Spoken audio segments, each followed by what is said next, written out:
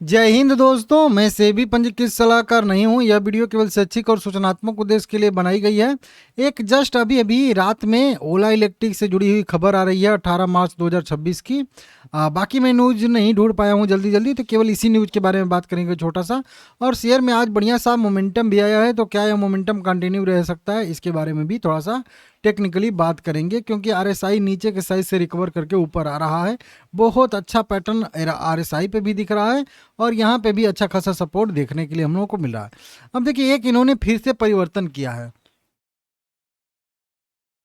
और ये उसी क्रम में न्यूज है जो अभी जिसपे स्पष्टीकरण मांगा गया था ओला इलेक्ट्रिक से कि क्या आप जो है 2000 करोड़ रुपए जुटा रहे हैं कि नहीं जुटा रहे हैं। तो कंपनी ने कहा था कि हम बात बहुत सारे लोगों से कर रहे हैं, लेकिन अभी जुटाने का कोई प्लान नहीं, मतलब ऑफिशियल कोई भी अनाउंसमेंट नहीं है। ये आप लोगों को मैं अभी 2-3 दिन पहले बताया था कि स्पष्टीकरण कंपनी का आ गया है, स्पष्टीकरण मांगा भी गया था। अब उसी क्रम में ये न्यूज क्यों है, क्योंकि देखिए ये है आईपीओ। जब कंपनी का इनिशियल पब्लिक ऑफर आया था यहाँ पे आईपीओ आईपीओ के टाइम कंपनी ने कुल मिला के मेरे हिसाब से यहाँ पे जो वैल्यू लिखा है 5,500 करोड़ रुपए जुटाए थे। ठीक है ना। अब 5,500 करोड़ रुपए जुटाए थे उसमें से बहुत सारा पैसा जो है कंपनी ने खर्च कर दिया है और अभी भी पैसा कुछ जो है यहाँ पे बचा हुआ है खर्च करने के लिए। लेकिन जब कंपनियां कोई फंड रेस करती हैं, चाहे नॉर्मल भी फंड रेस करती हैं तो भी, या फिर राइट इशू के जरिए या फिर आईपीओ लाती हैं तो पता चलता ही है हम लोगों को। हम लोग देखते नहीं है कि नहीं पैसा कंपनी जुटाएगी तो कहाँ कहाँ खर्च करेगी।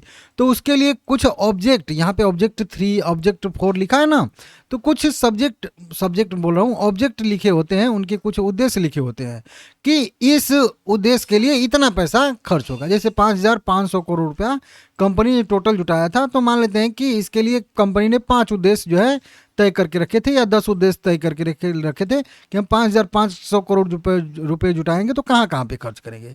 तो मान लेते हैं किसी कार्य के लिए, कॉर्पोरेट एक्शन के लिए जो है इतना, गीगा फैक्ट्री जो कंपनी लगा रही थी उसके लिए इतना करोड़ रिजर्व रहेगा। सब्जेक्ट 2 के लिए रीपेमेंट के लिए 800 करोड़ रहेगा।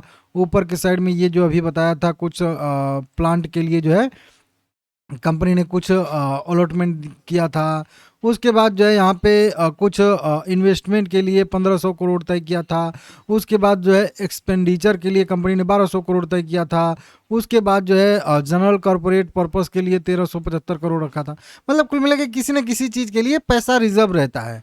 लेकिन अब मान लीजिए कि एक जगह का पैसा तो खत्म हो गया, एक जगह का पैसा कॉर्पोरेट एक्शन वाला खत्म हो गया और एक इन्वेस्टमेंट वाला पैसा बचा हुआ है। मतलब कई कैटेगरी के लिए पैसा जब रिजर्व कर दिया गया तो एक कैटेगरी के लिए पैसा कम पड़ गया, एक कैटेगरी के लिए पैसा ज़्यादा बच गया, अभी उसका यूज ही नहीं हो पा रहा है, और एक के लिए आधा खत्म हो गया आधा बचा है।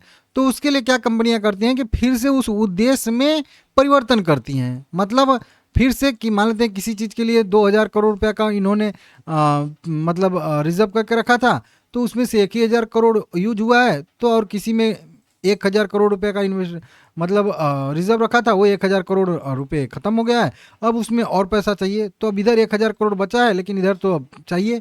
तो अब इसको यहाँ पे लाने के लिए वो अपने उद्देश्य में जो है वो बदलाव करेंगी। कुछ बोर्ड वोर्ड से मंजूरी लेना पड़ता है, इस तरीके से करती हैं। तो वही चीज़ कंपनी ने आज किया है। तो इससे क्या हम लोगों को पता चलता है, इससे यही पता चल रहा है कि सीधा सीधा जी हाँ, कंपनी को पैसे की ज़रूरत है। और 2,000 करोड़ रुपये वाला जो न्यूज आई थी वो एकदम ऑफिशियल सही नहीं थी, लेकिन फिर भी कंपनी को पैसे की ज़रूरत है और बहुत जल्द कंपनी पैसा जुटाएगी भी। और क्योंकि ये वाला पैसा जो रिजर्व पहले मतलब कई सारी चीज़ों के लिए पहले से था, तो उसका यहाँ पे कंपनी ने यूज किया है, जो कि आप लोग यहाँ पे देख सकते हो। ठीक है ना। तो देखते हैं क्या हुआ है क्या नहीं हुआ है, सब कुछ यहाँ पे आने वाले समय में पता चलेगा। इस तरीके से यहाँ पे अपडेट आया है। अब इससे कुछ खास फर्क नहीं पड़ेगा, मतलब चार्ट पे इसको कोई भी मतलब पॉजिटिव नेगेटिव ये नहीं कह सकती कि ये न्यूज पॉजिटिव है या नेगेटिव है। बस एक अपडेट टाइप का था, तो सोचा कि आप लोगों को दे दूं, और प्रतिदिन मैं इसकी वीडियो बनाता भी हूँ। ठीक है ना। हालांकि ठीक है, नीचे की साइड से अच्छी खासी रिकवरी आ रही है, एक बहुत स्ट्रॉन्ग सपोर्ट ले रहा है यहाँ पे, मतलब नीचे जाने के लिए तैयारी नहीं है। हालांकि सपोर्ट 20 रुपये पे भी है, ऊपर की साइड में 30 रुपये पे रेजिस्टेंस है, बीच में फंसा हुआ है। अब देखते हैं मोमेंटम आता है कि नहीं आता है। मार्केट अगर सही रहता है तो फिर एक आध मोमेंटम जो है फिर से कम 30 रुपये तक आ सकता है। और 30 रुपये के जब तक ऊपर जाके सस्टेन ना करे ये रेंज जो बताया हूँ आप लोगों को, तब तक इसमें जो है मतलब मोमेंटम नहीं आएगा ऊपर की साइड का बड़ा वाला, क्योंकि बड़ा मोमेंटम इसी जोन में सस्टेन करके करेगा तभी, नहीं तो इसके अंदर अंदर का 30 तक का जो भी व्यू रहेगा पुल बैक रहेगा, उसको केवल एक पुल बैक हम लोग मानेंगे ऐसे टाइप का कि एक पुल बैक और उसके बाद फिर से गिरावट कंटिन्यू हो सकती है। तो पुल बैक एक की एक संभावना है, देखते हैं 30 रुपये तक आता है कि नहीं आता है, कमेंट करिएगा।